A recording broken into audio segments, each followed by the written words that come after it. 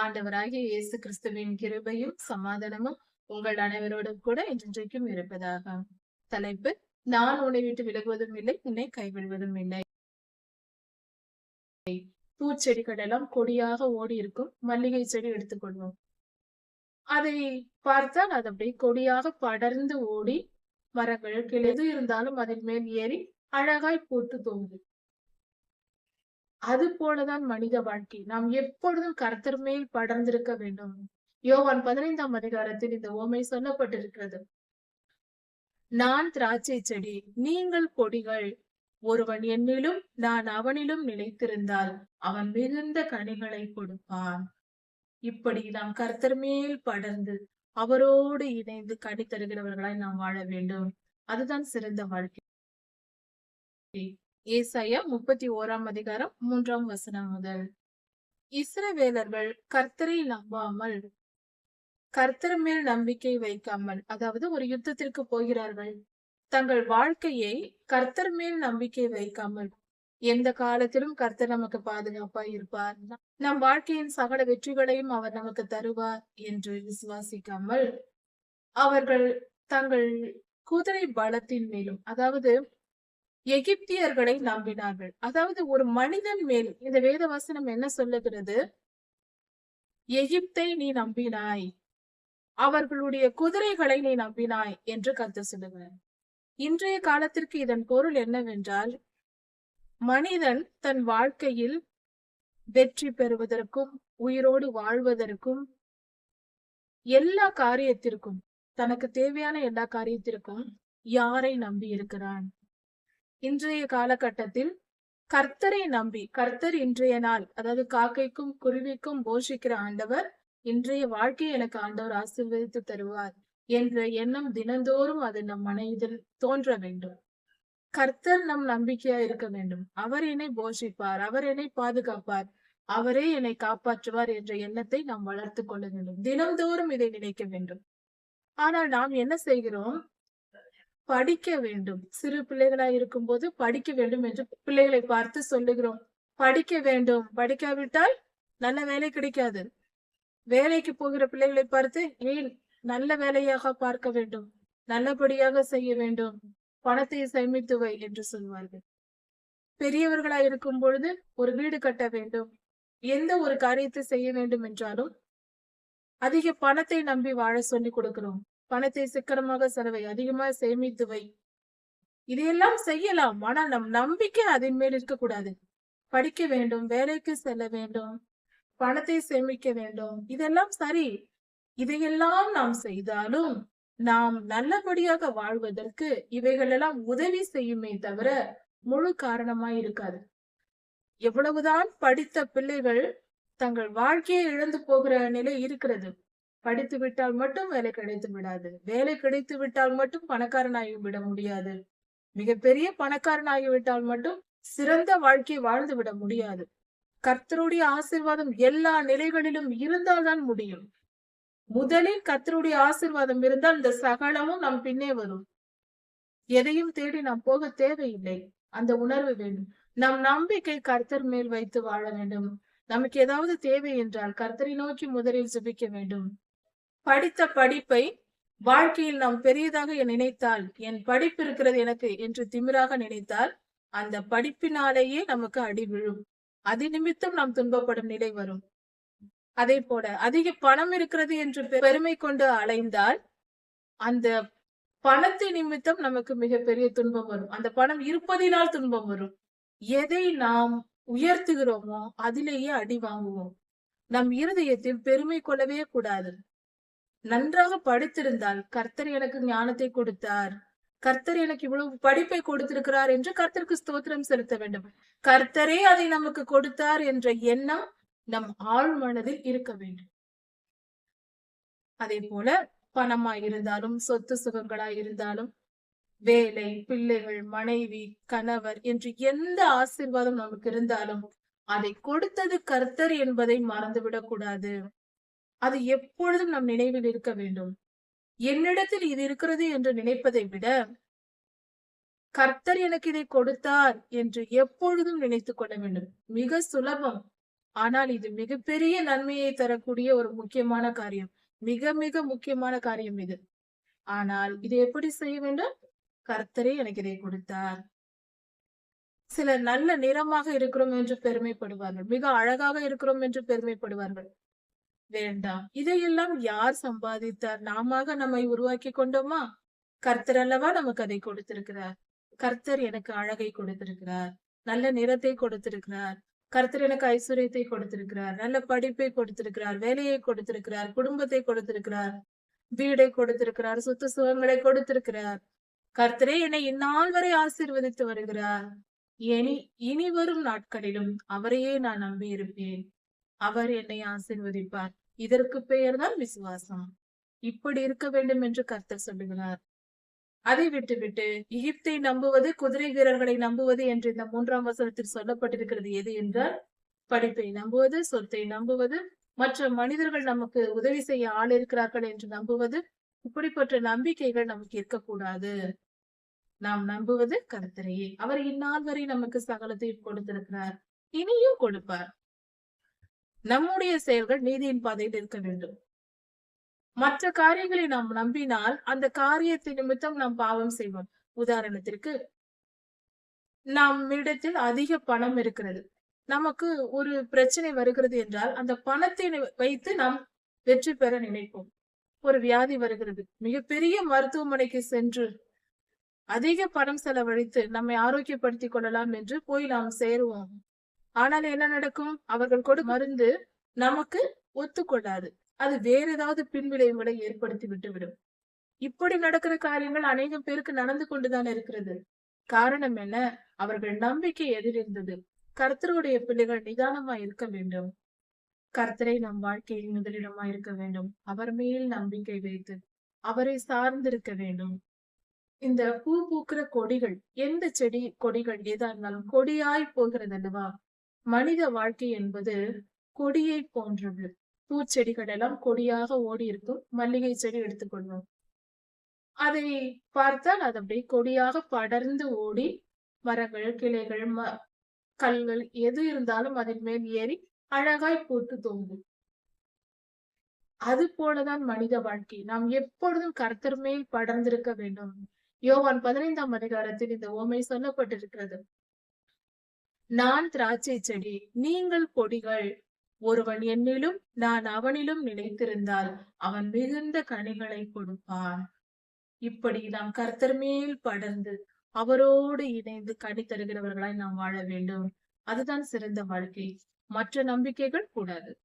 நம் நம்பிக்கை கர்த்தர் மேல் இருக்க வேண்டும். வேலை தேடுகிறீர்களா? கர்த்தரை நோக்கி ஜெபியுங்கள். எனக்கு நல்ல வேலையை தாரும் சுவாமி, நல்ல சம்பளத்தை தாரும், சிறந்த வேலையை தாரும். உமக்கு பிரியமாய் நான் பரிசுத்தமாய் இந்த உலகத்தில் வாழ வேண்டும். என் தேவைகளை நீர் கவனித்துக் கொள்ளும் என்று அவர் மேல் நம்பிக்கை வைத்து ஜெபித்து வேலை தேடுங்கள். நல்ல வேலை கிடைக்கும். அதே போல நல்ல மதிப்பெண் பெற வேண்டும். படிக்கிற பாடத்தில் கர்த்தரை நோக்கி ஜெபியுங்கள். கர்த்தாவே, எனக்கு சகல ஞானத்தையும் நீரே போதிக்க வேண்டும். நல்ல மதிப்பெண்களை நீரே எனக்கு தர வேண்டும் என்று ஜெபித்தால் நம்முடைய தேர்வில் நாம் நல்லபடியாக வெற்றி பெற முடியும். அவர் மேல் நம்பிக்கை வைக்க வேண்டும். நம் ஞானத்தை, நம் திறமையை நம்புவதை விட. வாழ்க்கையில் எல்லா காரியத்திற்கும் இப்படி கர்த்தரை நோக்கி ஜெபித்து அவர் மேல் நம்பிக்கை வைத்து, வாயினால் அல்ல, இருதயத்திலிருந்து இந்த ஜெபம் எழும்ப வேண்டும். அது முக்கியம்.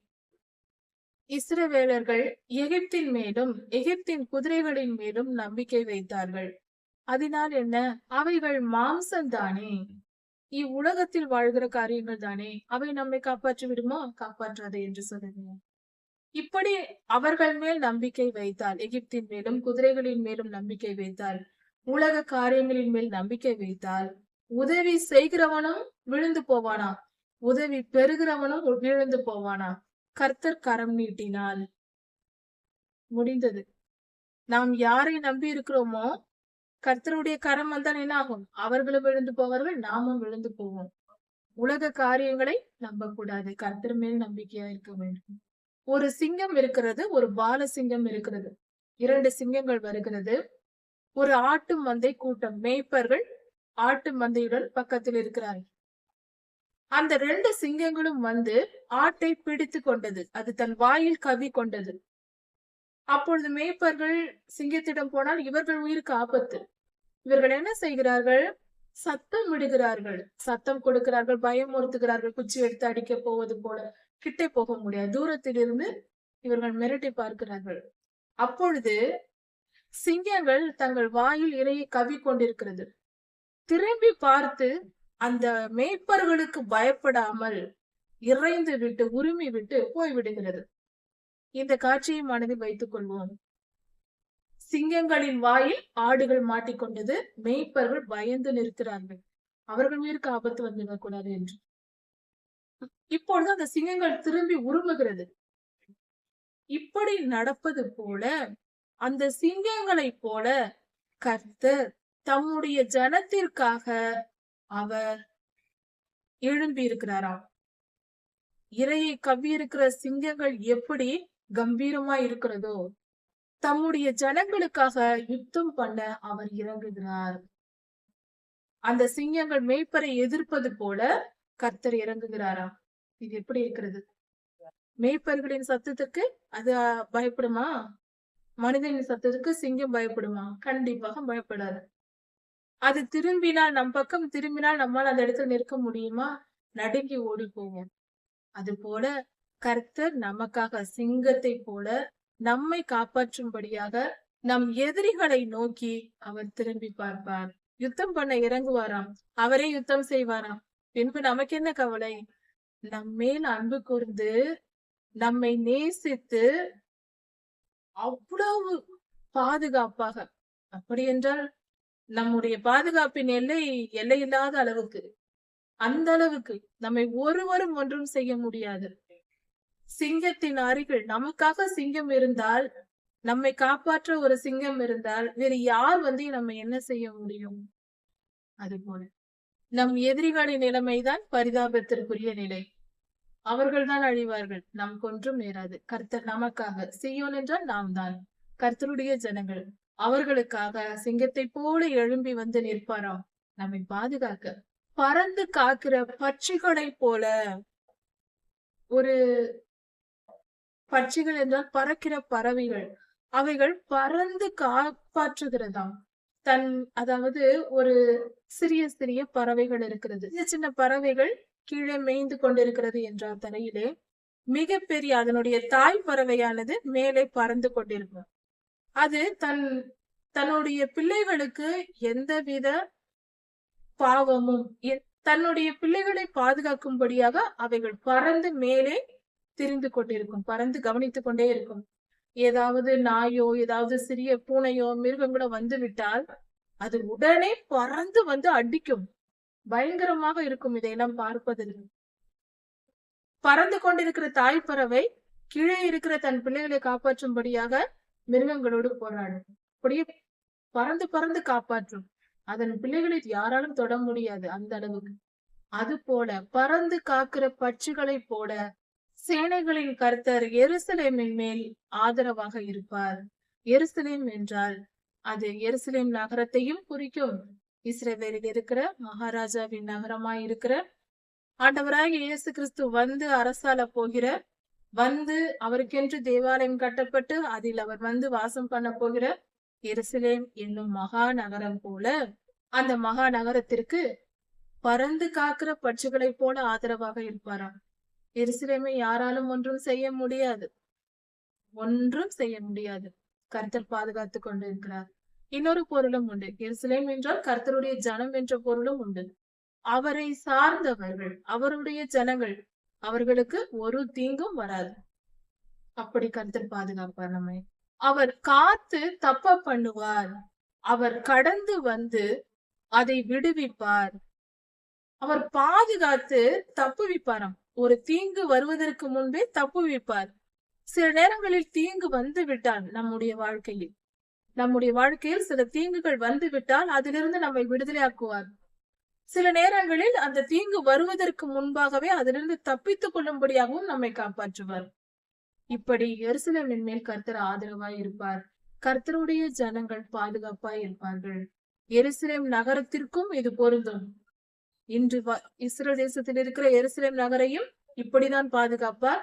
அவருடைய ஜனங்கள் உலகெங்கும் இருக்கிற அவருடைய ஜனங்களுக்கும் இந்த பாதுகாப்பு தான்.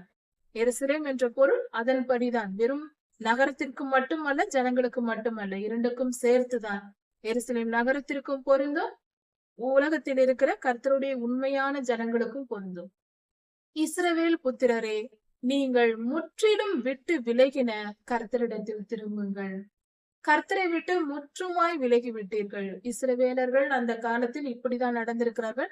இன்றும் கூட உலகெங்கும் இஸ்ரவேலர்கள் இருக்கிறார்கள். ஆனால் எல்லோரும் இன்னும் கர்த்தரிடத்தில் திரும்பவில்லை. இது ரட்சிக்கப்பட வேண்டும், மனம் திரும்ப வேண்டும். உலகெங்கும் இருக்கிற கர்த்தருடைய ஜனங்கள், உலகெங்கும் இருக்கிற கர்த்தருடைய ஜனங்கள் மனம் திரும்பி கர்த்தரை ஏற்றுக்கொள்ள வேண்டும். எழுப்புதல் உண்டாக வேண்டும், ரட்சிப்பு உண்டாக வேண்டும் என்று கர்த்தர் விரும்புகிறார். நீங்கள் கர்த்தரை விட்டு முற்றிலும் விலகி போனீர்கள், இப்பொழுதோ மனம் திரும்புங்கள் என்று கர்த்தர் அழைக்கிறார். தம்மிடமாய் சேர்த்து கொள்ளும்படி கர்த்தர் அழைக்கிறார். மனம் திரும்புவோம். நம்முடைய பழைய சுபாவங்களை விட்டு நம் இருதயத்தில் மனம் மாறுவோம். மன மாற்றம் அவசியம். உண்மையான உயிருள்ள தேவனாகிய நம் ஆண்டவர் நம்மை காப்பாற்ற வல்லவராய் இருக்கிறார். அவர் நம்மை பாதுகாக்கிறார். அவர் நம் தேவைகளை எல்லாம் நிறைவாக்குவார். நம்மை பாதுகாத்து கண்மணி போல வாழ வைப்பார். நித்திய ஜீவனிலும் சேர்த்துக் கொள்வார். அவரிடத்தில் நாம் மனம் திரும்புவோம். நாம் நம் பழைய பாவங்களை விட்டு ஒழிப்போம். பழைய பாவங்கள், இச்சைகள் எல்லாவற்றையும் விட்டு ஒழித்து பரிசுத்தமாய் வாழ்ந்து கர்த்தரிடம் செல்வோம். கர்த்தருடைய நாமம் மிக பெரியது. அவர் நாமத்திற்குள் அவர் நாமம் பலத்த துர்க்கமாய் இருக்கிறது. அதில் ஓடி நாம் முடிந்து கொள்வோம். கர்த்தருடைய சமூகத்தில் சேர்ந்து கொள்வோம். அப்பொழுது நமக்கு மிகுந்த பாதுகாப்பு உண்டு. கொல்லாத தீங்கு நம்மை நெருங்க முடியாது. நாம் கர்த்தரை விட்டு அறியாத காலத்தில் நம் முன்னோர்கள் கர்த்தரை விட்டு விலகி போனார்கள். இப்பொழுதோ இந்த சந்ததியான நமக்கு வாய்ப்பு கிடைக்கிறது. கர்த்தரிடத்தில் மனம் திரும்புவோம். அவரை நம் சொந்த இரட்சகராக, நம்மை காக்கும் தெய்வமாக ஏற்றுக்கொள்வோம். அவர் நம்மை காப்பாற்றி நம்மை வாழ வைத்து அழகு பார்ப்பார். அவர் மிகவும் நல்லவர். அவருடைய சமூகத்தில் சேர்வது இன்பமான செயலாக இருக்கிறது. ஒரு காலம் வரும், இந்த உலகத்தில் ஒரு காலம் வரும். அந்த காலத்தில் மனிதர்கள் தாங்கள் செய்த வெள்ளி சிலைகளையும் பொன் சிலைகளையும் இவைகளை எல்லாம் வெறுத்து விடுவார்கள். அதையெல்லாம் விரும்ப மாட்டார்கள். அதை கண்டாலே பிடிக்காது என்ற நிலை வரும். அதை வெறுத்து விலகி விடுவார்கள். அப்படிப்பட்ட நாட்கள் வரப்போகிறது என்று கர்த்தர் சொல்லுகிறார். அப்பொழுது வீரனுடைய பட்டயம் இல்லாத பட்டயத்தில் பட்டயத்தில் அசீரியன் விழுவான். இது ரகசியமாய் சொல்லப்பட்டிருக்கிறது. பட்டயம் அல்லாத பட்டயம் என்றால் யுத்தத்தில் சாக மாட்டான். அசீரியன் சாவான், அவன் யுத்தத்தில் சாக மாட்டான். இந்த இடத்தில் இது சாத்தானை குறிக்கிறது. அவன் பட்டயத்தால் சாக மாட்டான். அவனை எந்த இரும்பாலோ துப்பாக்கி குண்டுகளாலோ அவனை அழிக்க முடியாது. சாத்தானை அவன் ஆவியின் மண்டலத்தில் இருக்கிறவன். அதைதான் இங்கு வெளிப்படுத்தி இருக்கிறது. பட்டயம் அல்லாத பட்டயத்தில் சாவான். அப்படி என்றால் அவனை அழிக்கும் ஆயுதம் என்று ஒன்று உண்டு. அது ஆவிக்குரிய ஆயுதம். அதுதான் ஆண்டவராகிய இயேசு கிறிஸ்து என்னும் வல்லமையுடைய நாமம். அவர் பெயரால் சாத்தானை அழித்து போடலாம். அவன் ஒழிந்து போவான். அவன் கட்டப்பட்டு பாதாளத்தில் போய் சேருவான். இப்படி பட்டயம் அல்லாத பட்டயத்தால் அசீரியன் விழுவான் என்றால் அது பொல்லாத ஆவிகள் அழிக்கப்படும் என்று பொருள். நீசனுடைய பட்டயம் அல்லாத பட்டயமே அவனை கொல்லும். பட்டயம் அல்லாத பட்டயம் கொல்லும். அப்படி என்றால் அது கொல்லுகிற பட்டயம் தான், ஆனால் அது பட்டயம் இல்லை என்று பொருள் வருகிறது. அப்படி என்றால் கர்த்தருடைய நாமம், இயேசு கிறிஸ்து என்னும் நாமம் தான் பொல்லாத சாத்தானை அழிக்கும் ஆயுதம். அதை அழிப்பது யார்? நீசன். நீசன் என்றால் அந்த வார்த்தையின் பொருள் பண வசதி இல்லாதவன், படிக்காதவன், ஏழை. சமுதாயத்தில் ஒரு மனிதனை தாழ்ந்தவனாக சொல்ல வேண்டும் என்றால் நீசன் என்று சொல்வது. இப்படிதான் அந்த காலத்தில் பரியாசம் பண்ணும் வார்த்தை அது. தவறாக மட்டமாக பேசும் ஒரு வார்த்தை. இவன் என்ன நீசன், இவனுக்கு என்ன இருக்கிறது என்று மரியாதை குறைவாயை நடத்துவார்கள் அல்லவா? சில மனிதர்கள் படிப்பறிவு இல்லாதவர்களா இருப்பார்கள், பண வசதி இல்லாதவர்களா இருப்பார்கள். அப்படிப்பட்டவர்களை அந்த ஊரில் மதிக்க மாட்டார்கள். அவர்கள் தான் நீசன் என்று சொல்வது. அந்த நீசர்கள் தான் பட்டயத்தை எடுத்து அழிக்கப் போகிறார்கள். யாரை? சாத்தானை, அசிரியனை என்று சொல்லப்பட்டிருக்கிறது. அப்படி என்றால் அதாவது பலவீனமானவர்கள், பெண்கள், சிறு குழந்தைகள், நோயாளிகள், வயதான பெரியோர்கள், முதியோர்கள், இப்படிப்பட்டவர்கள் செய்கிற ஜெபத்தை கேட்டு கர்த்தர் அந்த பொல்லாத ஆவிகளை அழித்து போடுவார். நீசர்கள் அந்த துன்மார்க்கனை, அசிரியனை அழித்து போடுவார்கள். மிகப்பெரிய பலசாலியும் பராக்கிரமசாலியும் தேவையில்லை என்று பொருள். அப்படி என்றால் அவனுடைய தகுதிக்கு எளியவர்களை போதும், நீசர்களை போதும் அவனை அழிப்பதற்கு. இதற்காக என்ன பெரிய தேவதூதர்கள் எல்லாம் வர வேண்டுமா என்ன? அப்படி சொல்வது. அவன் பட்டயத்துக்கு தப்ப ஓடுவான், அவன் வாலிபர்கள் கலைந்து போவார்கள். அசீரியன் பட்டயத்துக்கு தப்ப ஓடுவானாம். அசீரிய ராஜா அந்த தேசத்தையும் குறிக்கும், பொல்லாத ஆவி அதாவது வலு சர்ப்பத்தையும் குறிக்கும். அவனுடைய வாலிபர்கள் என்று சொல்லும் பொழுது அவனை சேர்ந்த தூதர்களும் அவனை சேர்ந்த மற்ற மனிதர்களும், சாத்தானை பின்பற்றுகிற மனிதர்களும் கலைந்து ஓடுவார்களாம். மனிதர்கள், அவனை பின்பற்றின மனிதர்கள், துன்மார்க்கர் எல்லாம் கலைந்து ஓடுவார்கள் என்று பொருள். அவனுடைய கண்மலை பயத்தினால் ஒழிந்து போகும். அதாவது சாத்தானுடைய கண்மலை, சாத்தானுடைய பாதுகாப்பு. அவன் எதை நம்பியிருந்தான்? பொல்லாத ஆவிகள், பொல்லாத மனிதர்கள் யாரை நம்பியிருந்தார்கள்? சாத்தானை நம்பியிருந்தார்கள். அவனுடைய பொல்லாத மனிதர்களின் கண்மலை என்றால் சாத்தான். அது எப்படி ஆகுமா? பயத்தினால் ஒழிந்து போகும். அவன் பயந்து ஓடிவிடுவான், சாத்தான் பயந்து ஓடிவிடுவான் என்று பொருள். துன்மார்க்கருடைய பிரபுக்கள் கொடியை கண்டு கலங்குவார்களாம். பரிசுத்த ஆவியானவர் உங்களுக்கு விரோதமா யுத்தம் செய்கிறவர்களுக்கு விரோதமாக ஒரு கொடியேற்றுவார் என்று வேதவசனம் சொல்லுகிறது. பரிசுத்த ஆவியானவரே ஒரு வெற்றியை கொடுக்கிறார். பரிசுத்த ஆவியானவர் பொல்லாத ஆவிகளை அழித்து அவர் கொடியேற்றுவார் என்று வேதவசனம் சொல்லுகிறது. அந்த கொடியை கண்டு அசிரியனான துன்மார்க்கர்கள் கலங்குவார்களாம், பொல்லாத ஆவிகளை பின்பற்றியவர்கள். இதன் பொருள் என்னவென்றால், கர்த்தருடைய ஜனங்களுக்கு விரோதமாய் செயல்பட்டு வந்த தீய மனிதர்கள் துன்மார்க்கரும், அப்படிப்பட்ட மனிதர்களை ஆளுகை செய்கிற பொல்லாத சாத்தானும் அழிந்து போவான். பொல்லாதவன் பயந்து ஓடி போவான். அவனை பின்பற்றின ஜனங்கள் கலங்கி நிற்பார்களாம். தீய மனிதர்கள் கலங்கி நிற்பார்கள். ஏனென்றால் அவர்களால் என்ன செய்வதென்று தெரியாது. பொல்லாத ஆவிகள் ஓடி போய்விடும். இவர்களோ தத்தளித்து நிற்பார்கள். இவர்களால் கர்த்தருக்கு முன்பாக தப்பிக்க முடியாது, அழிய போகிறார்கள். மிகப்பெரிய தண்டனை துன்மார்க்கருக்கு வரப்போகிறது. சீயோனில் நெருப்பையும் எருசலேமில் சூளையையும் உடைய கர்த்தர் சொல்லுகிறார். எருசலேமில் சூளை இருக்கிறதாம். சூளை என்றால் இந்த பானைகள் எல்லாம் சுட வைப்பதற்கு, அந்த பானைகளை வேக வைப்பதற்கு சூளை செய்வார்கள். செங்கற்களால் கட்டப்பட்ட ஒரு கட்டிடம் போல அது கட்டி அதற்குள் நெருப்பை போட்டு எரிப்பார்கள். மிக அதிக வெப்பம் கொடுக்கிற இடம்தான் சூளை என்பது. அதிக வெப்பம் இருக்கும். ஒரு வீடு அளவுக்கு அது மிகப்பெரிய சூளையா இருக்கும். ஒரு வீடு கட்டும் அளவுக்கு மிகப்பெரிய ஒரு இடமா இருக்கும். அவ்வளவு பெரிய அடுப்பு எரிகிறது என்று வைத்துக் கொள்ளலாம். அந்த எரிகிற சூளையாக எருசலேமில் நெருப்பாக கர்த்தர் இருப்பாராம்.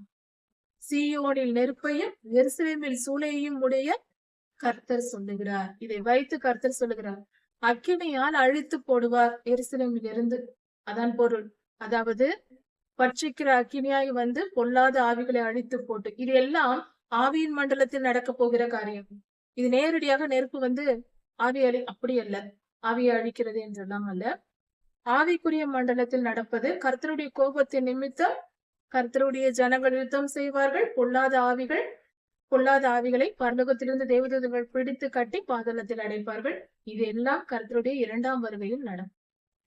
கடைசியில் அவன் அறுவடை செய்யப்பட்டு பாதாளத்தில் அடைக்கப்படுவான். உலகெங்கும் இருக்கிற எல்லா பொல்லாத ஆவிகளும் பாதாளத்தில் அடைக்கப்படும். அந்த காரியத்தை தான் அதிகாரம் முழுவதும் சொல்லப்பட்டிருக்கிறது ஞான அர்த்தமாய்.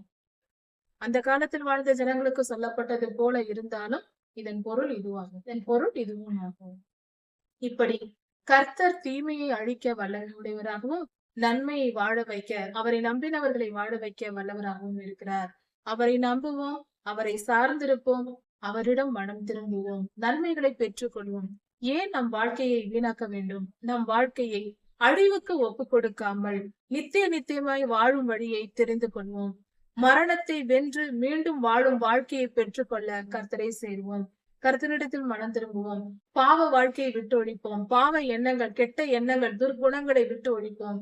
பரிசுத்தம் அடைந்து மனம் திரும்பி கர்த்தரை ஏற்றுக்கொண்டு அவர் வழிகளில் நடந்து அவருடைய வார்த்தைகளை தியானித்து அவருடைய வார்த்தைகளையே நம் வாழ்க்கையின் வழியாக வைத்து அதில் நடந்து அவர் நம் வெளிச்சமாயிருந்து நம்மை வழிநடத்த நினைக்கிறார்.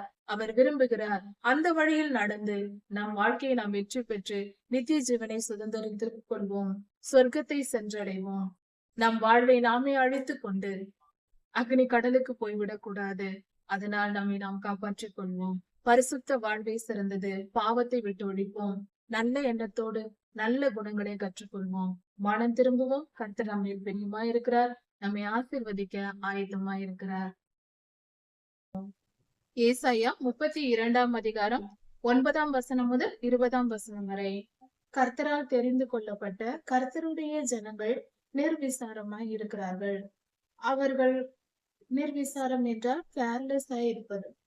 கர்த்தருடைய வார்த்தையின் மேல் அவருடைய கட்டளைகளின் மேல் பொறுப்பாய் இல்லாமல், அதாவது கர்த்தருக்கு முக்கியத்துவம் கொடுக்காமல், உணர்வுள்ளவர்களாய் பயபக்தியோடு நடக்காமல் ஏனோ தானோ வென்று கடமைக்காக கர்த்தருடைய வார்த்தைகளை கை கொண்டு ஏனோ தானோ வென்று நிர்விசாரமாய் இருப்பது, அதாவது கொஞ்சம் கூட பொறுப்பு இல்லாமல் இருப்பது என்று சொல்லுவோம். அப்படி இருக்கிற ஜனங்களுக்கு, அப்படிப்பட்டவர்களுக்கு எந்தெந்த முறையில் கர்த்தருடைய கோபம் வெளிப்படும், அவர்களுக்கு எப்படிப்பட்ட பாடுகள் உண்டாகும் என்பதை குறித்து இந்த வேத பகுதி சொல்லி இருக்கிறது.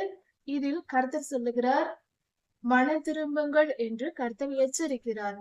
அந்த எச்சரிப்பு, நீங்கள் இப்படி திருந்தாவிட்டால் இப்படியெல்லாம் செய்வேன் என்றும் சொல்லுகிறார். அதாவது நிர்விசாரமாய் இருப்பவர்கள், கர்த்தருடைய வார்த்தையின் மேல் அக்கறை இல்லாமல், பொறுப்பில்லாமல், கர்த்தருடைய கட்டளைகளை கை கொள்வதில் உணர்வுடையவர்களாய் பயபக்தியோடு செய்யாமல், கர்த்தரை விட்டு ஏனோ தானவென்று மந்தமாய் இருக்கிறவர்கள், மந்தமாய் கர்த்தருடைய வார்த்தையை மீறி நடக்கிறவர்கள், அதில் பயம் இல்லை, கர்த்தருக்கு பயப்படுகிற பயம் இல்லாமல் வாழ்கிறவர்கள் என்று ஒரே வார்த்தையில் சொல்லலாம். கர்த்தருக்கு பயந்து நடக்காமல் ஏனோ தானோ என்று வாழ்கிற நிர்விசாரிகள் என்றால் கர்த்தருக்கு பயப்படாதவர்கள், பொறுப்பில்லாமல் கேர்லெஸ்ஸாய் வாழ்கிறவர்கள் என்று பொருள். இப்படிப்பட்ட ஜனங்கள், அவர்களுக்கு கர்த்தர் எப்படிப்பட்ட நியாய தீர்ப்பை கொடுப்பேன் என்று சொல்லியிருக்கு. சுகஜீவிகளாகிய ஸ்திரீகளே என்று சொல்லியிருக்கிறார். சுகஜீவிகள் என்றால், அதாவது இன்றைய குடும்ப பெண்கள், வீட்டில் இருக்கிற பெண்கள் பொதுவாக செய்கிற காரியம். அவர்கள் எதை விரும்புகிறார்கள், எப்படி எல்லாம் இருக்கிறார்கள் என்று பார்த்தால், சுக வாழ்வு, அதாவது வீட்டில் எல்லா வசதிகளோடும் வாழ வேண்டும். கணவன் மனைவி பிள்ளைகள் என்று எல்லாரோடும் அன்றாடம் நன்றாக உணவு சமைத்து சாப்பிடுவது, செழிப்பான வாழ்க்கை வாழ்வது, பிறருக்கு போற்ற எல்லா செல்வ செழிப்போடு வாழ்வது, இப்படி சுகமாய் வாழ வேண்டும் என்று விரும்புகிறவர்கள், அவர்களுக்கு தான் கர்த்தர் நியாய தீர்ப்பை கொடுக்கிறேன் என்று சொல்லுகிறார். அப்படி என்றால் இது தவறா என்றால் முற்றிலும் தவறு. எது சரி எது தவறு என்பது அந்தந்த சூழ்நிலைகளை பொறுத்து. நாம் ஆதியாகம காலத்தில் வாழவில்லை, யாத்திராகம காலத்தில் வாழவில்லை, சங்கீத புஸ்தகத்தின் காலத்தில் வாழவில்லை, ஏன் ஆண்டவராகிய இயேசு கிறிஸ்துவின் காலத்திலும் வாழவில்லை. நாம் வாழ்ந்து கொண்டிருக்கிற காலம் கடைசி காலம், கர்த்தருடைய நியாயத்திற்கு வரப்போகிற காலம்.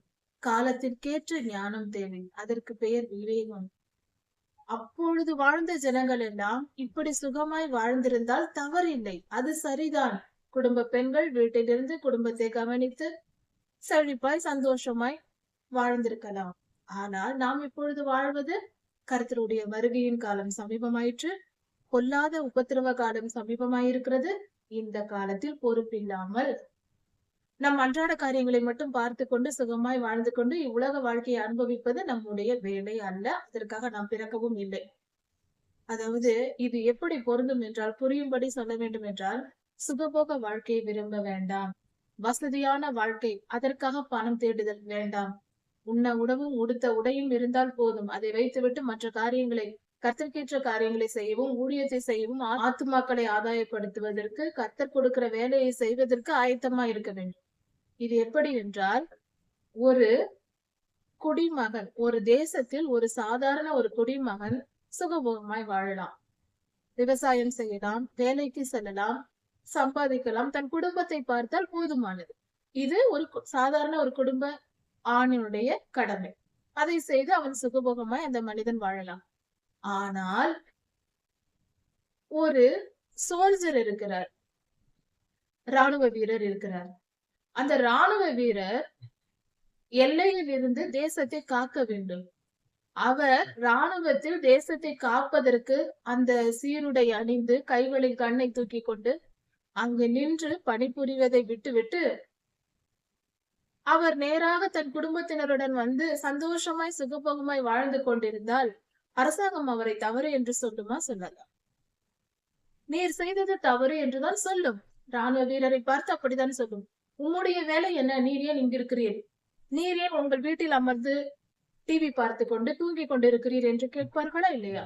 ஓய்வு நாளை அனுசரித்துக் கொள்கிற காலமா இது? அதுதான் உம்முடைய வேலையா என்று கேட்பார்கள் அல்லவா? ஓய்ந்திருந்து அமைதியாக வீட்டிலிருந்து டிவி பார்த்து கொண்டு நன்றாக சமைத்து சாப்பிட்டு தூங்கிக் கொண்டு இப்படி இருக்கிற காலமா இது என்று கேட்பார்கள் அல்லவா? ராணுவ வீரர் செய்தால் அது தவறு. அவர் பணியில் இருக்கிறார். பணியை செய்ய வேண்டிய நேரத்தில் அவர் குடும்பத்தினருடன் இருந்தால் அதிகாரிகள் அவர் மேல் நடவடிக்கை எடுப்பார்கள். நான் என்ன தவறு செய்தேன் என்று கேட்க முடியாது. நீர் செய்தது தவறுதான் என்று சொல்வார்கள். அதே போலதான் நாம் கர்த்தருடைய சேனையாய் இருக்கிறோம். கர்த்தருக்கு பணி செய்ய அவருடைய ராணுவ சேனை, வேலைக்காரர்களாக கூட இல்லை, ராணுவத்தில் வேலை செய்யும். கர்த்தருடைய சேனை என்றால் என்ன? பரிசுத்த வாழ்வு வாழும் முறை. சாத்தானை எதிர்த்து யுத்தம் செய்ய வேண்டியவர்களாய் நாம் இருக்கிறோம். பொல்லாத ஆவிகளை, பொல்லாத பாவத்தை எதிர்த்து நாம் யுத்தம் செய்ய வேண்டியவர்களாய் இருக்கிறோம். எப்படி செய்வது? நம்முடைய பரிசுத்த வாழ்க்கை தான். நாம் பரிசுத்தமாய் வாழ்வதுதான் கர்த்தருடைய சேனை என்று பொருள். கர்த்தருக்கு விரோதமாய், கர்த்தருடைய சித்தத்துக்கு விரோதமாய் நடக்கிற காரியங்களை முறியடிக்கும்படியாக நாம் ஜெபிக்க வேண்டும். ஜெபத்தில் அக்கறையுடன் இருக்க வேண்டும், பொறுப்பாய் இருக்க வேண்டும். முதலாவது தேவனுடைய ராஜ்யத்தையும் நீதியையும் தேட வேண்டும். தேவ ராஜ்யம் இந்த பூமியில் வர வேண்டும் என்றால் நாம் வேலை செய்ய வேண்டும். என்ன வேலை செய்ய வேண்டும்? அதை கர்த்தரிடம்தான் கேட்க வேண்டும். ஒவ்வொருவருக்கும் ஒவ்வொரு வித வேலையை ஆண்டவர் வைத்திருப்பார். ஒவ்வொரு விதமான ஊழியத்தை வைத்திருப்பார். விதவிதமான ஊழியங்கள் உண்டு. பொதுவாக கர்த்தர் மனிதனுக்கு கொடுக்கிற, மற்ற மனிதர்களுக்கு செய்ய சொல்லுகிற ஊழியம் 5 விதமான ஊழியங்கள். ஆனால் அது மட்டுமல்ல. ஒரு குடும்ப தலைவராயிருந்தும் சில நேரங்களில் ஊழியம் செய்ய வைப்பார். ஒரு அரசாங்க அதிகாரியாயிருந்தும் அந்த இடத்தில் இருந்தும் கர்த்தருடைய சித்தத்தை நிறைவேற்ற வேண்டியவர்கள் இருக்கிறார்கள். ஒரு ராணுவத்தில் இருப்பவர்களும் கர்த்தருடைய சித்தத்தை நிறைவேற்ற வேண்டியவர்கள் இருக்கிறார்கள். எல்லா தரப்பிலும் தேவைதான். எல்லா இடங்களிலும் கர்த்தருடைய பிள்ளைகள் இருந்து கர்த்தர் நமக்கென்று என்ன சித்தம் வைத்திருக்கிறார் என்றால் நாம் கேட்டு தெரிந்து கொள்ள வேண்டும். அப்படி நாம் கர்த்தரிடம் கேட்டு தெரிந்து கொள்ள வேண்டும் என்றால் கர்த்தருக்கும் நமக்கும் உள்ள உறவு இருக்க வேண்டும். இடையில் உறவு இருக்க வேண்டும், பேச வேண்டும், பழக வேண்டும். கர்த்தருடன் பேச வேண்டும், பழக வேண்டும். அது எப்படி முடியும்? தீர்க்க தரிசன அபிஷேகம் தேவை. தீர்க்க தரிசன அபிஷேகம் தேவை என்றால் என்ன செய்ய வேண்டும்? ஜெபிக்க வேண்டும், வேதம் வாசிக்க வேண்டும். அப்பொழுது நாம் பரிசுத்தம் அடைவோம். கர்த்தர் தீர்க்க தரிசன அபிஷேகத்தை அவரே தருவார். தரிசனம் தருவார். நாம் ஜெபிக்கும் போது கண்கள் திறக்கப்பட்டு தரிசனங்கள் தருவார். அவர் சித்தத்தை நமக்கு வெளிப்படுத்துவார். நம் இருதயத்தை திருப்பினால் போதும். கர்த்தரை தேட வேண்டும், அவர் காரியத்தை செய்ய வேண்டும் என்று நாம் மனதில் ஆசைப்பட்டால் போதும். மற்ற காரியங்களை அவரே பார்த்துக் கொள்வார். அவரே நமக்கு தரிசனம் தருவார், நம்மை ஜெபிக்க வைப்பார், வேதம் வாசிக்க வைப்பார், ஊழியம் செய்ய வைப்பார். அவர் சித்தத்திற்கு நம்மை பயன்படுத்துவார். நம்முடைய காரியம் நாம் மன விருப்பத்தோடு, முழு மனதோடு நம்மை கர்த்தருக்கு அர்ப்பணிக்க வேண்டும். கர்த்தருடைய சித்தத்திற்கு அர்ப்பணிக்க வேண்டும். சுவாமி, என்னுடைய சுய ஆசைகள், விருப்பங்கள் எல்லாவற்றையும் உடைய பலிபீடத்தின் மேல் வைத்து எரித்து போடும். சர்வாங்க தகன பலியா எரித்து போடும். என்னை எடுத்துக்கொள்ளும். என் வாழ்க்கை உம்முடையது. நீர் என்னை ஆளுகை செய்யும். உம்முடைய சித்தத்தை என் வாழ்க்கையில் நிறைவேற்றும். எதற்காக இந்த பூமிக்கு என்னை அனுப்பினீரோ அதற்கு பயன்படுத்தும் என்னை என்று நாம் கர்த்தரிடத்தில் ஜெபித்து நம்மை ஒப்பு கொடுத்து விட்டால் போதும். அவர் நம்மை ஏற்றுக்கொள்வார். நம்மை ஏற்றுக்கொண்டு நம்மை வழி நடத்துவார். அவருடைய கட்டளைகளுக்கு இணங்கி நாம் நடக்க வேண்டும். முக்கியமாக நம்முடைய சுய விருப்பு வெறுப்புகளுக்கு இடம் கொடுக்க கூடாது. சுயநலமாய் எனக்கு இது பிடித்தது நான் இதை செய்கிறேன் என்று சொல்லக்கூடாது. நமக்கு பிடித்தாலும் பிடிக்காவிட்டாலும் கர்த்தர் சொன்ன காரியத்தை செய்ய வேண்டும். கர்த்தர் சொன்ன காரியம் நமக்கு பிடிக்காவிட்டாலும் செய்ய வேண்டும். அதற்கு பெயர் தான் கீழ்ப்படிதல். நமக்கு பிடித்தால்தான் செய்வேன் என்று சொல்லக்கூடாது. நம்முடைய விருப்பம் அங்கு வரவே கூடாது. அதே போல கர்த்தர் நம்மை எவ்வளவு ஆசீர்வதித்தாலும் பெருமைப்படக்கூடாது. பெருமை நம் இருதயத்தில் துளியும் இல்லாதபடிக்கு தினம் தினம் அதை கொன்று போட வேண்டும். புல்செடி முளைப்பது போல தினம் தினம் முளைத்துக் கொண்டே இருக்கும். அதை தினம் தினம் நான் நசுக்கி கொண்டு விட வேண்டும். சுயநலமும் பெருமையும் ஒரு முறை மொத்தமாக நாம் வெறுத்து விட வேண்டும். அடுத்தது தினம் தினம் அது முளைக்கும். தினம் தினம் அதை கொன்று போட வேண்டும்.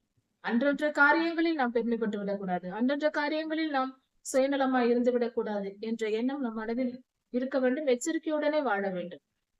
அப்படி நாம் இருக்கும் பொழுது பாவம் வராது. ஏனென்றால் எல்லா பாவத்திற்கும் ஆணிவேர் இந்த 2 காரியங்கள் தான். இப்படியாக நிர்விசாரமாய் விடாமல் நாம் கர்த்தருக்கு பரிசுத்தமாய் கர்த்தரிடத்தில் ஒப்புவித்து விட்டால் போதும். அடுத்தது நாம் என்ன செய்ய வேண்டும், என்ன படிக்க வேண்டும், என்ன ஜெபிக்க வேண்டும், அதையெல்லாம் அப்பா நமக்கு சொல்லிக் கொடுப்பார். நம் மனதில் தோன்றும். அவர் பேசுவார் பல விதங்களில். ஊழியர்கள் மூலமாக, திருச்சபையின் போதகர் மூலியமாக, ஆவியானவர் நேராக பேசுவார், கனவின் மூலமாய் பேசுவார். மனதில் உள்ளுணர்வாக நாம் விழித்திருக்கும் பொழுதே பரிசுத்த ஆவியானவர் நமக்கு உணர்த்துவார். எல்லாம் ஆவியானவரின் செயல்தான். அவை எல்லாமே அந்த தீர்க்க தரிசன அபிஷேகம் நமக்குள் வந்து விட்டால், அவர் நம்மை வழி நடத்த தொடங்கி விட்டால் நமக்கு எல்லாம் தெரிந்து போகும். அப்பொழுது நாம் என்ன செய்ய வேண்டுமோ அதற்கு கீழ்ப்படிந்து நடக்கலாம். முக்கியமான காரியம், எப்பொழுதும் நாம் கர்த்தரோடு இணைந்திருக்க வேண்டும். கர்த்தரின் திருக்கரங்களை பற்றி கொண்டே நம் வாழ்க்கை ஒவ்வொரு நாளும் போக வேண்டும். அப்படி ஒரு கர்த்தரோடு சஞ்சரிக்கிற வாழ்க்கை ஏனோக்கையாவை போல. தீர்க்க தரிசன அபிஷேகம் என்றாலே அதுதான், கர்த்தரோடு சஞ்சரிக்கிற வாழ்க்கை. அந்த வாழ்க்கை வாழ்வது என்பது மிகவும் சிரமமானது. அவர் அன்பு மிகவும் பெரியது. அப்படிப்பட்ட அன்பான தேவன் நம் கூட இருக்கும் பொழுது வாழ்க்கை பரலோகமாய் இருக்கும். எத்தனை சூழ்நிலைகள் வந்தாலும் சரி, எத்தனை எதிரிகள் வந்து நம்மை சிலுவையிலேயே கொன்றாலும் சரி, ஆண்டவராகிய இயேசு கிறிஸ்துவை சிலுவையில் அறைந்தார்கள். அவர் என்ன சிலுவைக்கு வருவதற்கு முன்பு துக்கப்பட்டு அழுது கொண்டிருந்தாரா? ஐயோ, என்னை சிலுவையில் அறைய போகிறீர்களே, செய்ய போகிறார்களே என்று அழுதாரா? இல்லையே. சிலுவையில் தொங்கும் போது அழுதாரா? என்னை அடிக்கிறார்களே, என்னை யாராவது காப்பாற்றுங்கள் என்று கேட்டார்? இல்லையே, ஒருபோதும் இல்லை. அவர் கேட்டதே இல்லை. அப்பொழுது அவர் என்ன சொன்னார்? எத்தனை தூதர்கள், 12 லேகியோனுக்கும் அதிகமான தேவதூதர்கள் வந்தாலும் என்னை வந்து காப்பாற்ற மாட்டார்களா என்று சொன்னார். ஆண்டவராய் இயேசு கிறிஸ்து நினைத்திருந்தால் எத்தனையோ தூதர்கள் வந்து கர்த்தரை காப்பாற்றி இருப்பார்கள். வெளிப்படுத்தல் 10ஆம் அதிகாரத்தில் ஒரு தேவதூதரை பற்றி சொல்லப்பட்டிருக்கிறது. ஒரு தேவ தூதர் தான் அவர். அவர் எவ்வளவு உயரம் இருந்தாரா? அவர் கடலில் ஒரு காலும் நிலத்தில் ஒரு காலும் வைத்து மேகங்களுக்கு மேலாக அவர் அந்த தூதருடைய தலை இருந்ததாம். அவ்வளவு உயரமான பலசாலியான ஒரு தேவதூதர் இருந்திருக்கிறார். அவர் பரலோகத்தில் தானே இருந்திருப்பார். நம்முடைய ஆண்டவராகிய இயேசு கிறிஸ்து சிலுவையில் தொங்கும் போது அவர் வந்து அப்படியே தூக்கி காப்பாற்றிருக்க கூடாதா? அந்த ஒரு தேவதூதர், நாம் அறிந்த அந்த தேவதூதரை மட்டும் சொல்லுவோமே, கர்த்தரால் முடியாதா? அவர் கூப்பிட்டால் அவர் வரமாட்டாரா? ஆண்டவர் கூப்பிட்டார். அது அல்ல. கிறிஸ்தவ வாழ்க்கை என்பது நம் சுய பலத்தையோ, நம் திறமையோ, நம்முடைய பலனையோ காட்டுவதல்ல, அன்பை காட்டுவது. அவர் வல்லமை உள்ளவர். அவரால் எல்லாம் முடியும். பூமியையே சுருட்டி தூக்கி போட்டு விட முடியும். ஒரு பார்வை பார்த்தால் போதும், பூமி பொசுங்கி விடும். அந்த அளவுக்கு வல்லமை உள்ளவர் நம்முடைய ஆண்டவராய் இயேசு கிறிஸ்து. அப்படி இருக்க நமக்காக அவர் வேண்டும் என்றேதானே சிலுவையில் வந்து மரித்தார், அத்தனை பாடுகளையும் சுமந்தார். சரி, அதற்கு பின்பாகவாவது, உயிர்த்தெழுந்த பின்பாவது ஆண்டவராக இயேசு கிறிஸ்து கோபப்பட்டாரா? என்னை சிலுவையில் அறைந்தவர்கள் யார், என்னை இந்த பாடுபடுத்தியவர்கள் யார் என்று கேட்டாரா? கோபப்பட்டாரா? இல்லையே. ஏன்? மனித சுபாவத்தோடு தான் அவர் வந்தார். அப்படி என்றால் நாம் இயற்கையாக நாம் அப்படி செய்வோம் அல்லவா? சிலுவை மரணத்தாயிற்று, உயிர்த்தெழுந்தாயிற்று, என்னை சிலுவையில் அறைந்தவர்களை விடுவனா பார் என்று நாம இருந்திருந்தால் எழுந்து வந்திருப்போம். ஆட்களை சேர்த்து கொண்டு அடிக்க வரும், அவர்களை அழித்து போட வேண்டும், கோர்ட்டுக்கு கூட்டி கொண்டு போக வேண்டும், போலீஸ்க்கு போக வேண்டும். இப்படித்தானே நாம் நினைத்திருப்போம், சாதாரண மனிதர்களாகிய நாம். அவர் தேவன். அவர் சுபாவம் தான் நமக்குள் இருக்க வேண்டும். அவர் அப்பா, நம் பிள்ளைகள் அல்லவா? அவர் என்ன செய்தார்? என்றுமே அவர் பட்ட பாடுகளை குறித்து அவர் வேதனைப்பட்டதே இல்லை. அவர் வலி அனுபவித்ததை பற்றி அவர் வேதனைப்பட்டதும் இல்லை, அதற்கு முன்பு பட்டதும் இல்லை. கெத்செமனே தோட்டத்தில் அவர் அழுதபோது கூட, இந்த பாத்திரம் என்னை விட்டு நீங்க கூடுமானால் நீங்கும்படி செய்யும் என்றார். மற்றபடி இதை நான் கடந்து போக மாட்டேன் என்று சொல்லவில்லை. முடிந்தால் ஒரு சாதாரண மனிதனை போல, நம்மை போல அவர் வேதனைப்பட்டார், அவ்வளவுதான். அவர் அழுதார் என்று அங்கு கூட சொல்லப்படவில்லை. அதாவது எத்தனை துன்பம் வந்தாலும், எத்தனை பாடுகள் வந்தாலும், இவைகள் வரும் என்று தெரிந்தே ராணுவ வீரர்கள் போருக்கு போகும்போது என்ன மனநிலையில் இருப்பார்கள்? அவர்களுக்கு தெரியும் எத்தனை ஆபத்துகள் வரலாம், உயிருக்கே கூட ஆபத்து வரலாம் என்று தெரிந்துதான் யுத்த களத்திற்கு போவார்கள் அல்லவா? அதே போல நம் வாழ்க்கையில் துன்பம் வராது, வரவே கூடாது, சுகபோகமாய் வாழ வேண்டும் என்று என்றைக்கும் நினைக்க கூடாது. இவ்வுலக வாழ்க்கையில் சுகபோகத்தை அனுபவிக்க நாம் வரவில்லை. சுக ஜீவிகளே என்று கர்த்தர் சொல்லுகிறார். அதற்காக நாம் வரவில்லை. இங்கு ஒரு வேலை செய்ய நாம் வந்திருக்கிறோம். மனித பிறப்பு என்பது இந்த பூமிக்கு ஒரு வேலை செய்ய வந்திருக்கிறது. என்ன வேலை? சாத்தானை இந்த பூமிக்குள் மனிதராகிய நம்முடைய முற்பிதாக்கள் ஆதாமும் ஏவாளும் பூமியின் மேல் அதிகாரத்தை அவனிடத்தில் இழந்து விட்டார்கள். அவர்களும் நம்மை போன்ற மனிதர்கள். அவர்கள் இரத்தத்தில் பிறந்தவர்கள் தான் நாம். அதே இரத்தத்தில் பிறந்த நாம் தான் அந்த சாத்தானை அழிக்க வேண்டும். பெற்றவர்கள் பட்ட கடனை பிள்ளைகள் அடைப்பது போல அவர்கள் பூமியின் மேல் சாத்தானை அதிகாரத்திற்குட்பட கொடுத்து விட்டார்கள். பூமியிலிருந்து பொல்லாதவனை அழிக்க வேண்டும், அவனை விரட்ட வேண்டும். அதுதான் நம்முடைய வேலை. அதை எப்படி செய்வது? இந்த உலகத்தில் எல்லோரும் பாவத்திற்கு உட்படுகிறார்கள், பாவத்தின் சுபாவத்தோடு பிறக்கிறார்கள். ஆனால் பாவம் செய்ய வேண்டும் என்ற எண்ணம் இருக்குமே தவிர எல்லோரும் உடனே பாவம் செய்து விடுவதில்லை. கர்த்தருடைய வார்த்தையை கேட்டு வளர்கிற பிள்ளைகள் பெரும்பாலானவர்கள் பாவம் செய்யாமல் பரிசுத்தமாய் வாழ்வார்கள். சிறிய சிறிய பாவங்கள் இருக்கலாம். அப்படி அந்த பாவத்தை எல்லாம் விட்டொழித்து நமக்குள் இருக்கிற பாவ சுபாவங்களை அழித்து போட்டு மனம் திரும்பி நாம் பரிசுத்தவான்களாக, பரிசுத்தவாட்டிகளாக மாறி பிறரையும் அந்த வழியில் நடத்தி பரிசுத்தமானவர்களாய், மற்றவர்களையும் கர்த்தருக்கேற்றவர்களாய், பரிசுத்த வாழ்க்கை வாழ்கிறவர்களாய் அவர்களையும் வழி நடத்தி கர்த்தருடைய ராஜ்யத்திற்குள் நாமும் சேர்ந்து அவர்களும் சேர வேண்டும். அதற்காக உழைக்க வேண்டும். அந்த வேலை அப்படி நாம் செய்யும் பொழுது என்ன ஆகும் என்றால், சாத்தானின் கிரியைகள் அழிக்கப்படுகிறது, பொல்லாதவன் பூமிக்குள் தள்ளப்படுகிறான், சாத்தான் அழிக்கப்படுகிறான். அவன் கொஞ்சம் கொஞ்சமாக இப்படி ஒவ்வொரு பரிசுத்தவான்களும் ஒரு மிகப்பெரிய பொல்லாத ஆவிகளின் கூட்டத்தை அழித்து போடுகிறார்கள். அவனின் செயல்களை, அவனுடைய முயற்சிகளை எல்லாம் அழித்து போடுகிறோம். நாம் ஜெபிக்கிற ஜெபம், வேத வாசிப்பு, ஊழியம், இவையெல்லாம் அவனை அக்கினியை போல எரித்து அழித்து கொண்டிருக்கிறது.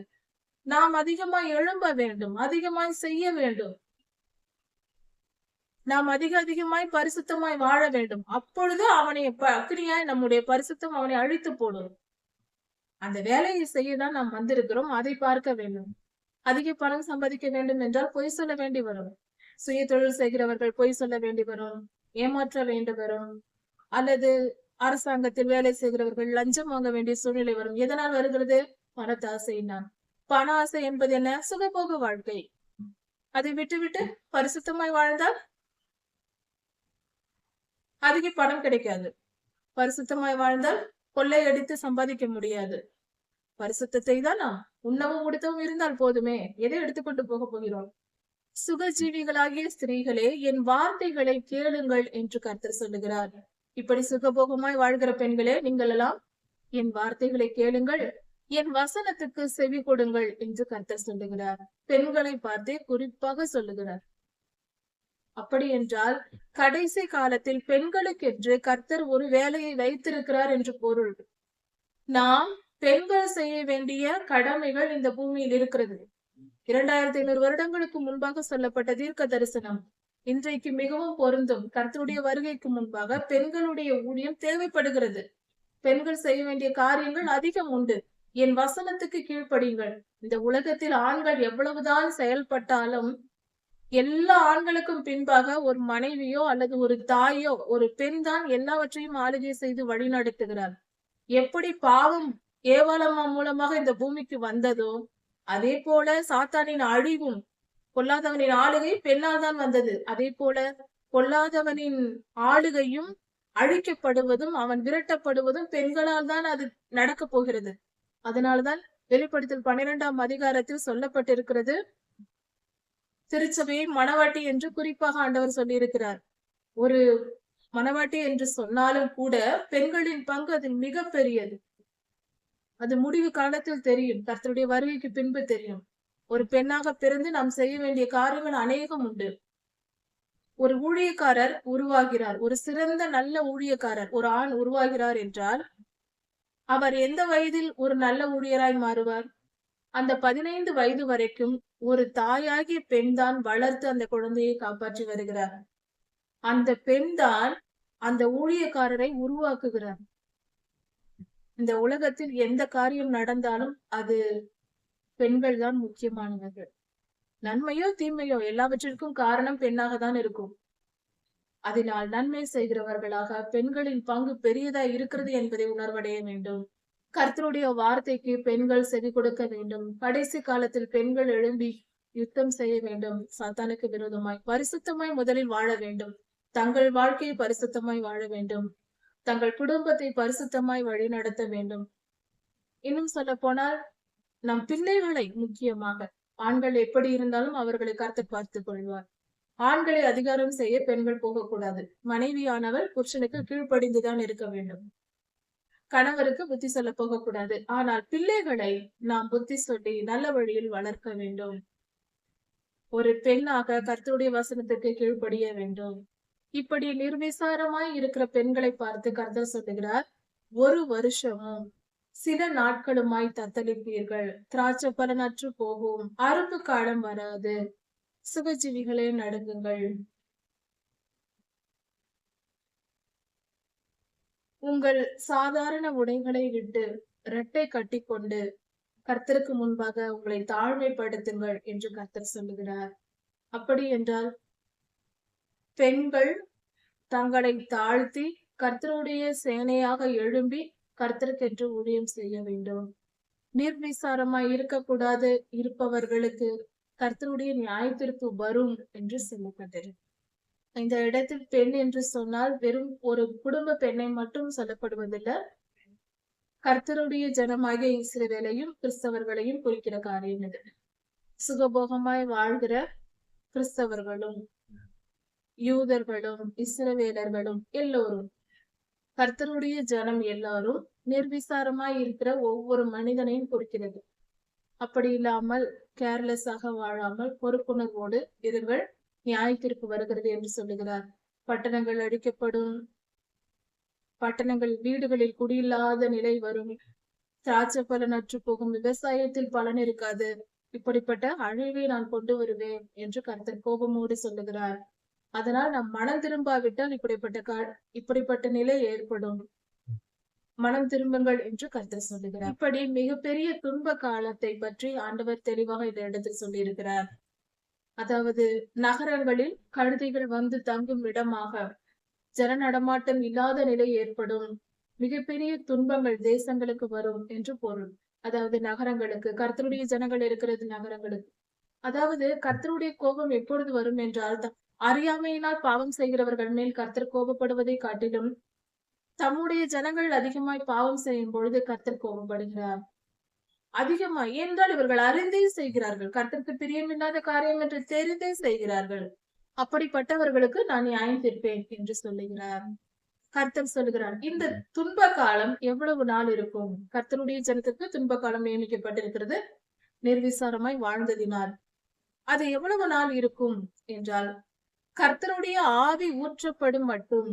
இந்த காலம் இப்பொழுது அந்த துன்ப காலம், நியாய தீர்ப்பின் காலம் முடிந்து விட்டது.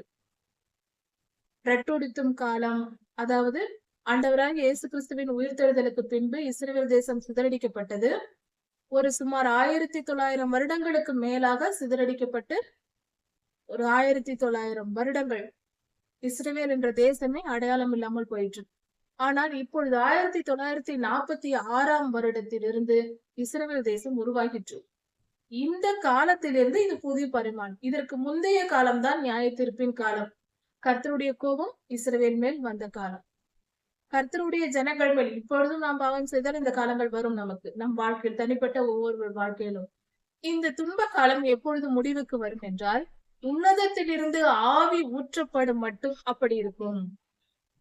உன்னதத்திலிருந்து ஆவி ஊற்றப்படும், தீர்க்க தரிசன ஆவி உன்னதத்திலிருந்து ஊற்றப்படும் என்று கர்த்தர் சொல்லி இருக்கிறார். அந்த காலம் இப்பொழுது வந்துவிட்டது. அதாவது ஆண்டவராகிய இயேசு கிறிஸ்து சொல்லி போன இந்த தீர்க்க தரிசனத்தின்படி கர்த்தருடைய ஆவியானவர் இந்த பூமியில் செயல்பட தொடங்கிவிட்டார். தீர்க்க தரிசனத்தின் ஆவி. இதை எப்படி சொல்லலாம் என்றால், உலகெங்கும் இருக்கிற சுமார் ஒரு 40 வருடங்களாகவே தீர்க்க தரிசன அபிஷேகம் ஊற்றப்பட்டு இஸ்ரவேல் தேசம் தோன்றியது முதற்கொண்டு மீண்டும் புதிதாய் துளிர்த்ததிலிருந்து அத்திமரம் துளிர்விடும் என்று வேதத்தில் சொல்லப்பட்டிருக்கிறது போல, இஸ்ரவேல் தேசம் துளிர்விட்டதிலிருந்து தீர்க்க தரிசன அபிஷேகம் செயல்பட தொடங்கியது என்று சொல்லலாம். அந்த காலத்திலிருந்து சுமார் 70 வருடங்கள் வருகிறது என்றாலும் அந்த காலத்திலிருந்தே ஒரு மாற்றம் ஏற்பட்டது. சுமார் 40 வருடங்களாக கர்த்தருடைய ஆவியானவர் தீர்க்க தரிசனத்தின் ஆவி ஊற்றப்பட்டு சிறு பிள்ளைகள் முதற்கொண்டு தீர்க்க தரிசனம் உரைப்பதும் தரிசனங்கள் பார்ப்பதும் இப்படியாக நடந்து கொண்டு வருகிறது. சிறு வயது முதற்கொண்டே இப்படியெல்லாம் நடக்கிறது. அப்படி தீர்க்க தரிசனம் உரைக்கும் காலம் வந்தால் வனாந்தரம் செழிப்பாக மாறும் என்று சொல்லப்பட்டிருக்கிறது. கர்த்தருடைய நியாய தீர்ப்பு வந்தால் செழிப்பான வயல்வெளியும் காடாக போய்விடும். ஆனால் கர்த்தருடைய ஆவி ஊற்றப்படும் பொழுது வனாந்திரமும் செழிப்பான வயல்வெளி ஆகும் என்று கர்த்தர் சொல்லுகிறார். அப்படி என்றால் இதன் பொருள் என்ன? இது வெறும் விளைச்சல் நிலத்தை மட்டும் சொல்வதல்ல, அதற்கும் பொருந்தும். என்றாலும் விளைச்சல் நிலத்தை மட்டும் சொல்வதல்ல, மனதை பொறுத்தது. அதாவது கர்த்தருடைய ரட்சிக்கப்பட்ட ஜனங்கள் அநேகம் பேர் எழும்புவார்கள், எழுப்புதல் உண்டாகும், வனாந்திரம் வயல்வெளி ஆகும். கர்த்தருக்கென்று புதிய சந்ததி எழும்பும், புதிய சந்ததி பிறக்கும். கர்த்தருக்கு பரிசுத்தமாய் அந்த சந்ததி எழும்பி பரிசுத்தமாய் வாழ்ந்து பரிசுத்த ஜனங்களை ஏற்படுத்தும் ஊழியக்காரர்களாக எழும்புவார்கள். உலகெங்கும் எழுப்புதல், பெரிய எழுப்புதல் உண்டாகும் என்று பொருள். தீர்க்க தரிசனம் உரைத்தால் அங்கு தீமை அகன்று போகும், நன்மை உருவாகும். அதுதான் பொருள். செழிப்பான வயல்வெளி காடாக எண்ணப்படும். காட்டை போல, காட்டில் அதிக கனி தரும் மரங்கள் பழங்கள் எல்லாம் இருக்கும் அல்லவா? வயல்வெளி எல்லாம் செழிப்பாகவும் மாறும். வனாந்தரத்திலே நியாயம் தங்கி இருக்கும். வனாந்தரத்திலே நியாயம் தங்கி இருக்கும் என்றால் இதுவரைக்கும் எந்தவித கர்த்தருடைய ரட்சிக்கப்பட்ட ஜனங்கள் இல்லாத இடம், கர்த்தரை அறியாத மக்கள் இடத்தில் நீதி நியாயம் போதிக்கப்பட்டு அவர்கள் ரட்சிக்கப்படுவார்கள். அங்கு நியாயம் விளைய தொடங்கும். கர்த்தர் இல்லாத இடத்தில் நீதியும் நியாயமும் இருக்காது. அக்கிரமமும் துன்மார்க்கமும் அப்படிப்பட்ட மனிதர்கள் வாழ்ந்து கொண்டிருப்பார்கள். அவர்கள் எல்லாம் மனம் திரும்பி நியாயம் அங்கு நடக்க ஆரம்பிக்கும். மிகப்பெரிய கொலைக்காரர்கள் எல்லாம் மனம் திரும்பி நீதிமானாய் மாறுவார்கள். அந்த காலம் இது. அப்படிப்பட்ட பொருள் கொடுக்கிறது இது. செழிப்பான வயல்வெளியிலே நீதி தங்கி தரிக்கும். வயலில் நீதி எப்படி தங்கும்? அப்படி அல்ல. வயல்வெளி என்றால் ஜனங்கள் வாழும் இடம், ஜனங்களின் மனம். மனிதர்கள் நீதி தங்கி தரிக்கும். மனிதர்கள் நீதிமான்களாய் மாறுவார்கள். துன்மார்க்கரும் அக்கிரமக்காரரும் நிரம்பி இருந்த பாவம் பெருகி இருந்த இடங்கள், நகரங்கள், பட்டணங்கள், தேசங்கள் எல்லாம் மனம் திரும்பி ரட்சிக்கப்பட்டு கர்த்தருக்கு ஆராதனை செய்கிற இடங்களாக மாறும். கர்த்தருக்கு ஆராதனை அங்கிருந்து எழும்பும். இப்படிப்பட்ட பரிசுத்தம் உண்டாகும் என்று பொருள். இதுதான் நீதியும் நியாயமும் விளங்குகிற இடம். இப்படிப்பட்ட மாற்றத்தை கர்த்தர் தீர்க்கதரிசன ஆவியை ஊற்றி ஏற்படுத்துவார். அப்படிப்பட்ட காலம் வரும் என்று நாம் வர வேண்டும் என்று ஜெபிப்போம். அது நம்முடைய தனிப்பட்ட வாழ்க்கையிலும், நம் தேசத்திலும், நம் குடும்பத்திலும், உலகெங்கும் இப்படிப்பட்ட காரியங்கள் நடக்க வேண்டும் என்று கர்த்தரிடத்தில் வாஞ்சையோடு ஜெபிப்போம். நீதியின் கிரியை சமாதானம். அப்படி தேசத்தில் நீதிமான்களாய் ஜனங்கள் மாறும்போது என்ன நடக்கும்? தேசம் எங்கும் சமாதானம் உண்டாகும். சமாதானமும் அமைதியும் சுகமும் உண்டாகும். ஜனங்கள் எல்லாம் மனம் திரும்பி நீதிமான்களாய் நியாயம் செய்கிறவர்களாய் மாறினால் எங்கும் சமாதானம், அமைதி, சுகம், சந்தோஷம் எல்லாம் உண்டாயிருக்கும். அப்படிப்பட்ட காலம் வரும். கர்த்தருடைய ஆவியானவர் ஊற்றப்படும் பொழுது, அவர் நம் வாழ்க்கையில் வந்தாலும், நம் தேசத்தில் வந்தாலும், நம் குடும்பத்தில் வந்தாலும், நம் திருச்சபைகளில் பரிசுத்த ஆவியானவர் ஊற்றப்பட்டாலும், இப்படிப்பட்ட நல்ல மாற்றங்கள் உண்டாகும். என் ஜனம் சமாதான தாபரங்களிலும் நிலையான வாசஸ்தலங்களிலும் அமைதியாய் தங்கும் இடங்களிலும் குடியிருக்கும் என்று கர்த்தர் சொல்லுகிறார். இப்படிப்பட்ட ஒரு நல் வாழ்வை, ஒரு நல்ல நிலையான இடத்தை, வாசஸ்தலத்தை கர்த்தர் ஏற்படுத்தி தருவார். இது பரலோகத்தில் நித்திய ஜீவனையும் நமக்கு கொடுக்கும். நித்திய ஜீவனில் போய் நாம் நிம்மதியாக சமாதானமாய் வாழும் காலம் இருக்கிறது அல்லவா, அந்த காலத்தையும் குறிக்கும். இவ்வுலக வாழ்க்கையில் வாழும் பொழுதே நமக்கு தங்கும் இடம், ஒரு நிலையான இருப்பிடம், நல்ல வீடு, நல்ல ஒரு சூழ்நிலையில் நம்மை ஆண்டவர் வாழ வைப்பார். அப்படி இந்த உலகத்திலும் அந்த ஆசீர்வாதத்தை தருவார். நித்திய ஜீவனிலும் நம்மை கொண்டு போய் சேர்ப்பார்.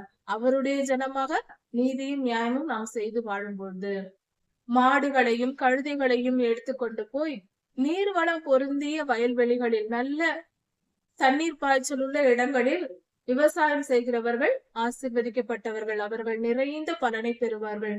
மாடுகள் உழுவதற்கும் கழுதைகள் சுமை சுமப்பதற்கும் பயன்படும். இப்படி மிருக ஜீவன்களை வைத்து விவசாயம் செய்கிறவர்கள் ஆசீர்வதிக்கப்படுவார்கள். செழிப்பான இடங்களில் போய் வாழுங்கள் என்று கர்த்தர் சொல்லுகிறார். அப்படிப்பட்ட ஒரு நல்ல இடத்தை ஆண்டவர் தருவேன் என்று சொல்லுகிறார். நாம் இருக்கும் இடம் செழிப்பாய் இருக்கும். வேலையில்லா திண்டாட்டம் இருக்காது. நல்ல வேலை கிடைக்கும், நல்ல சம்பளம் கிடைக்கும். நம்முடைய எல்லா தேவைகளும் நிறைவாகி செழிப்பாக நம்மை வாழ வைப்பார் கர்த்தர். அவரை அண்டிக் கொண்டால் போதும், நீதியின் பாதையில் நடந்தால் போதும், செழிப்பு தானாய் வரும். அதை நாம் தேடி போக வேண்டிய அவசியமில்லை. வசதியும் வாய்ப்பும் கர்த்தர் நிச்சயம் எல்லோருக்கும் தருவார். ஆனால் நாம் செய்ய வேண்டியது அதை நோக்கி போகக்கூடாது, கர்த்தரை நோக்கி போக வேண்டும். கர்த்தரை அண்டிக் கொண்டால் ஒரு குறைவும் வராது. எந்த குறைவும் இல்லாமல் நிறைவாய் வாழ்வோம். நம் சத்துருக்கள் நம்மை பார்த்து பொறாமைப்படும்படிதான் நம்மை வாழ வைத்து அழகு பார்ப்பார் கர்த்தர். அது அவர் குணம். அதை புரிந்து கொள்வோம். கர்த்தருக்கு பிரியமாய் நடப்போம். கர்த்தர் உங்களை ஆசீர்வதிப்பாராக. இதன் தொடர்ச்சியை அடுத்த செய்தியில் பார்க்கலாம். மாரநாதா.